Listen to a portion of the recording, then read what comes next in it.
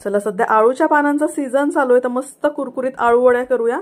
त्यासाठी आळूची पानं स्वच्छ धुवून पुसून त्याचा देठाकडचा भाग काढून घ्यायचा, लाटण्याने त्याला छान लाटून घ्यायचं। बॅटर बनवण्यासाठी 2 कप डाळीचं पीठ, 1/2 कप तांदळाचं पीठ आणि हे जे मसाले आहेत ना ते सगळे आपल्याला घ्यायचे आहेत। चिंचेचा कोळ, गूळ पावडर, तेल आणि पाणी घालून आपल्याला ह्याचं एक छान घट्टसर असं बॅटर बनवायचं आहे। बॅटर घट्ट केलं ना की आळूवडी छान कुरकुरीत होते। तर सगळ्या पानांना हे बॅटर लावून याचा घट्ट असा रोल बनवून घेऊया। आळूवडीचा डिटेल व्हिडिओ टिप्ससह मी शेअर केलेला आहे, चॅनलवर एकदा नक्की चेक करा। आणि रोल बनतोय तोपर्यंत तुम्ही हा व्हिडिओ कुठल्या गावातून शहरातून पाहताय मला कमेंट नक्की करा।